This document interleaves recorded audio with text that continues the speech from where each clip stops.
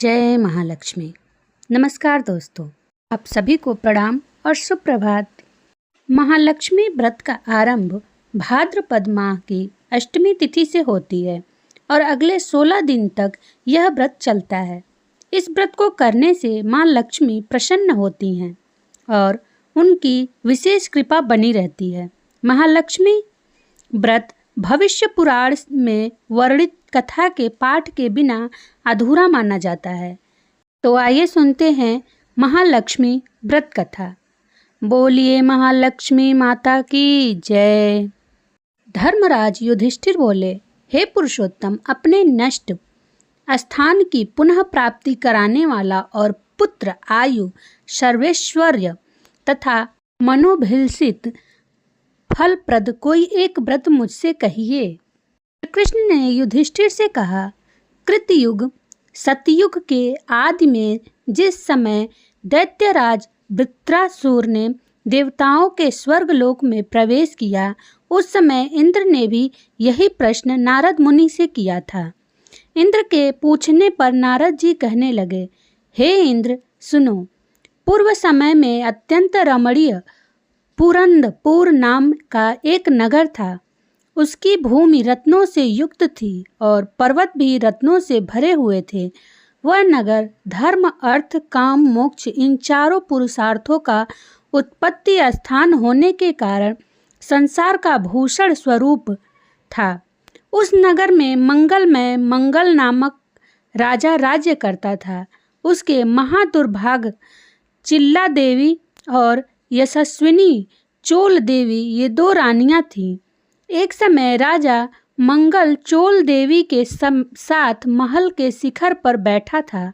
वहां से उसकी दृष्टि समुद्र के जल से घिरे हुए एक स्थान पर पड़ी।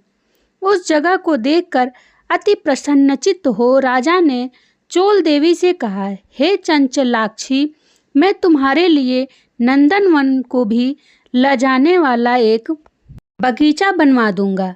राजा के वाक्य को सुनकर रानी ने कहा, हे कांत, ऐसा ही कीजिए। तदनुसार राजा ने उस स्थान पर बगीचा बनवा दिया। वह बाग थोड़े ही समय में अनेक वृक्ष, लता, फूलों और पक्षीगणों से संपन्न हो गया। एक समय उस उद्यान में विकराल शरीर से युक्त मेघ तुल्य काला एक सूकर आ गया।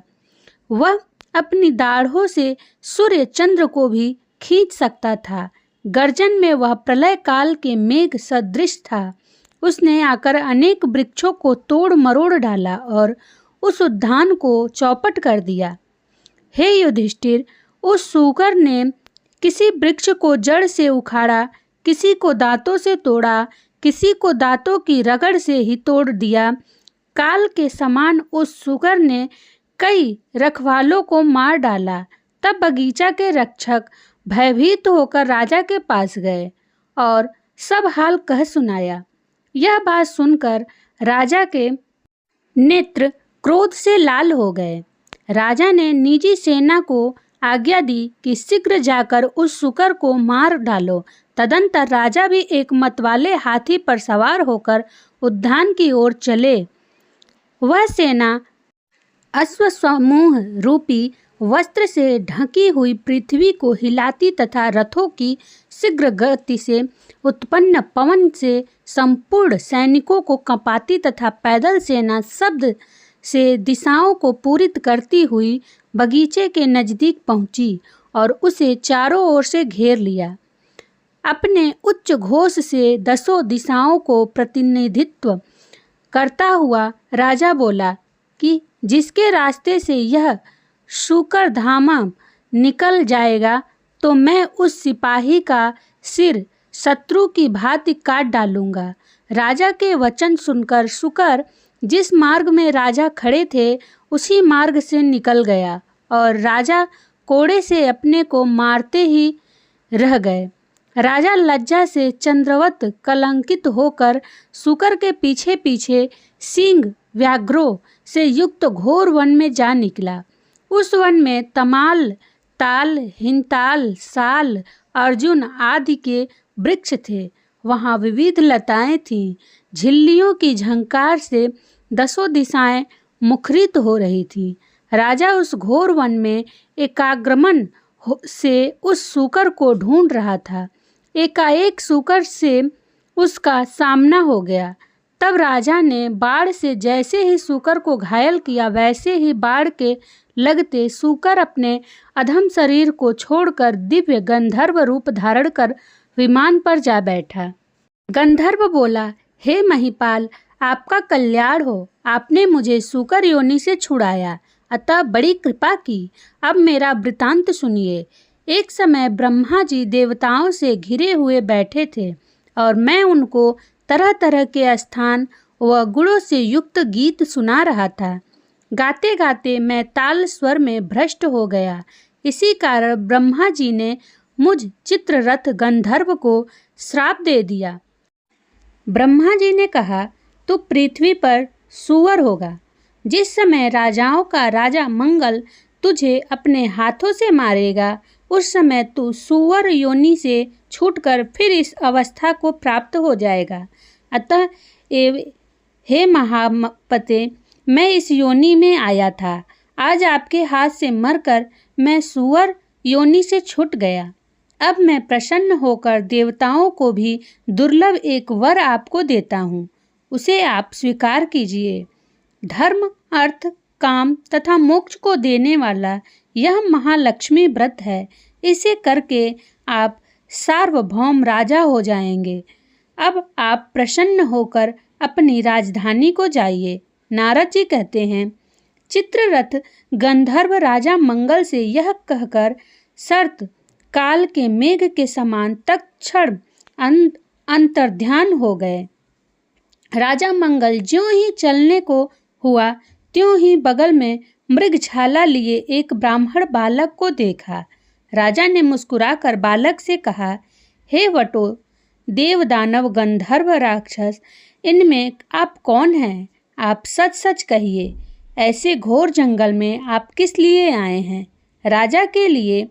राजा के प्रिय वचन सुनकर बटु ने राजा को आशीर्वाद देते हुए कहा, हे राजन, मेरा जन्म आप ही के देश में हुआ है। मैं आप ही के साथ साथ यहाँ आया हूँ। मेरे योग्य यदि कोई कार्य हो तो बताइए। राजा ने कहा, आज से मैं आपको नूतन कहूँगा। हे वटो, अगर यहाँ कोई तालाब हो तो उसमें से मेरे लिए थोड़ा जल ले आइए। राजा के वचन सुनकर वटु ने राजा को एक बरगद की छाया में बैठा दिया और स्वयं घोड़े पर सवार होकर पक्षीगणों का शब्द सुनता हुआ चल पड़ा। थोड़ी ही दूर आगे जाने पर उसे एक अति रमणीय तालाब दिखाई दिया। वह तालाब वायु के सैकड़ों यत्नों को निष्फल करने वाला विष रहित अगस्त्य मुनि की पिपासा को शांत करने वाला समुद्र से भी अधिक गंभीर शीतल मंद सुगंध वायु युक्त स्वच्छ जल से पूर्ण था। उसके निकट वह बटु घोड़े को लेकर ज्यों ही गया त्यों ही कीचड़ में धंस गया। वह घोड़े से उतरकर चारों ओर देखता हुआ तालाब के निकट पहुंचा तो वहां उसने कई स्त्रियों का झुंड देखा। अनेक दिव्यांबरों को धारण किए दिव्य अलंकारों से युक्त होकर स्त्रियां कथा कह रही थीं। तदंतर वह उन स्त्रियों के पास जाकर अपना वृतांत बताता हुआ कहने लगा। बटु ने कहा, हे स्त्रियों, बड़ी भक्ति भाव से यह आप क्या कर रही हैं? इसकी क्या विधि है और इसके करने से क्या फल होता है, वह मुझे बताइए। बटु के वचन सुन और दया भाव से प्रेरित होकर वे स्त्रियां कहने लगीं, हे विप्र, तुम एकाग्रचित होकर श्रद्धा भक्ति के साथ सुनो। जो माया, प्रकृति और शक्ति आदि नाम से त्रैलोक्य में प्रसिद्ध हैं, उसी महालक्ष्मी का यह व्रत है। हे बटु, इसकी विधि इस प्रकार है। इसका प्रारंभ भाद्रपद के शुक्ल पक्ष की अष्टमी तिथि से किया जाता है। उस दिन प्रातः काल उठकर 16 बार हाथ पांव और मुख धोकर 16 तंतुओं से निर्मित तथा 16 ग्रंथि से युक्त एक डोरी बनाकर उसे चमेली के पुष्प, कपूर, चंदन, अगर आदि सुगंधित पदार्थों से पूजा कर महालक्ष्मी नमः इस मंत्र से उसके 16 ग्रंथियों को अभिमंत्रित करें और कहें, हे महालक्ष्मी, धन धान्य पृथ्वी धर्म कीर्ति आयु श्री घोड़ा हाथी और पुत्रादि यह सब मुझे प्रदान करिए। इस प्रकार प्रार्थना करके उस डोरे को दाहिने हाथ में बांधें और अक्षतों के साथ 16 दूब के पौधों को हाथ में लेकर एकाग्रचित होकर कथा सुने। जल में दूब को भिगो कर अपने सिर हाथ तथा पैरों में मार्जन करें। भाद्रपद शुक्ल अष्टमी से अश्विन कृष्ण अष्टमी तक 16 दिन नित्य हाथ में अक्षत लेकर कथा सुने। 16वें दिन आश्विन कृष्ण अष्टमी को सायंकाल के समय जितेंद्रिय हो स्नान कर सफ़ेद कपड़े पहनकर पूजा घर में जाएं। वहां पर पूर्वाभिमुख हो पवित्र आसन पर बैठ अष्टदल श्वेत कमल बनाएं। कमल दल के किनारे इंद्रादिक शक्तियों को लिखें। कर्णिका में श्वेतांगी श्वेत वर्ण वाली श्वेत पत्र मोतियों से अलंकृत कमलासन हास्य युक्त कमलवत मुख वाली सरचंद्र के तुल्य कांतिमती चतुर्भुजा 2 हाथों में कमल लिए अभयदायिनी दोनों ओर से हाथियों के सुंडों से जल से खींचती हुई अटल छत्र युक्त महालक्ष्मी का ध्यान करता हुआ कपूर अगर और चंदन से महालक्ष्मी की पूजा करें। उनका आवाहन करके कहें, हे महालक्ष्मी, विष्णु के स्थान से तुम यहाँ आओ। हे देवी, आप ही के निमित्त मैंने यह षोडशोपचार पूजन की सामग्री जुटाई है। हे विप्र, व्रती 16 दिन पूरा होने पर किस विधि से उद्यापन करें वह भी सुनो। सुवर्ण के श्रृंग से युक्त गौ तथा सुवर्ण आदि किसी विद्वान और वेद पाठी ब्राह्मण को दान करके दें। तदंतर यथाशक्ति दान देने से यह व्रत पूर्ण होता है। साथ साथ ब्राह्मणों को वस्त्रादिक भी दान देना चाहिए। इस प्रकार विधि विधान तथा बता करके स्त्रियां बोली, हे विप्र, सब व्रतों में उत्तम यह व्रत हमने तुमसे कहा। इसके करने से मनोवांछित फल अनायास प्राप्त हो जाता है। हे विप्र, तुम इस उत्तम व्रत को करो और राजा से भी कराओ। यदि कोई अन्य श्रद्धावान पुरुष मिल जाए तो उससे कहो और उससे भी व्रत कराओ। हाँ, नास्तिकों के समक्ष यह व्रत कभी मत कहना। स्त्रियों के वचन सुनकर ब्राह्मण बालक उन स्त्रियों को नमस्कार कर और घोड़े को कीचड़ से निकालकर और उसे पानी पिला कमल के पत्ते में राजा के लिए जल लेकर और घोड़े पर चढ़कर राजा के पास आया। राजा को जल देकर उक्त व्रत का महात्म्य राजा से कहा और अनेक भांति की सामग्री जुटाकर उस व्रत को राजा से कराया। वह मंगल राजा एवं वटु इस व्रत के प्रभाव से राजाओं में श्रेष्ठ राजा हुआ। वह राजा मंगल घोड़े पर सवार होकर अपने नगर के समीप जा पहुंचा। राजा को आते देखकर पुरवासी तुरही आदि बाजाओं को बजाते, हाथों में बड़ी बड़ी ध्वजाओं तथा माला को लिए कलशों को सिर पर रखे और घंटा आदि बजाते हुए आए। उस समय वह नगर अत्यंत सुशोभित था। मार्ग में रूपवती स्त्रियां राज दर्शन के निमित्त दौड़कर आ उपस्थित हुईं। इनको दर्शन देते देते राजा मंगल उस ब्राह्मण के सहित अपने महल के निकट पहुँचे। घोड़े पर से उतरकर महाराज मंगल अपनी पटरानी चोल देवी के महल में गए। जाते ही रानी ने राजा के हाथ में एक डोरा बंधा देखा। इस पर रानी ने अत्यंत क्रोध करके कहा कि मालूम होता है राजा शिकार के बहाने किसी दूसरी स्त्री के पास गया था। उसी के सौभाग्य के लिए राजा ने हाथ में यह डोर बांध रखा है। उसी का भेजा हुआ ब्राह्मण बालक भी मुझे देखने आया है। ऐसा विचार करके चोल देवी ने राजा के हाथ में बंधा डोरा तोड़कर पृथ्वी पर डाल दिया। राजा मंगल भी सामंत मंत्री तथा अन्य वृत्तियों के साथ वन की बातें कह रहा था। इसी कारण राजा ने रानी को डोरा तोड़ते नहीं देखा। संयोगवश उसी समय चिल्ल देवी की एक दासी वहां कुछ कहने आई थी। उसने वह डोरा उठाकर उस ब्राह्मण वटु से उसका कारण और व्रत पूछा। तब दासी ने चिल्ल देवी के पास जाकर वह व्रत बताया और ब्राह्मण वटु को बुलाकर विधिवत महालक्ष्मी का उत्तम व्रत किया।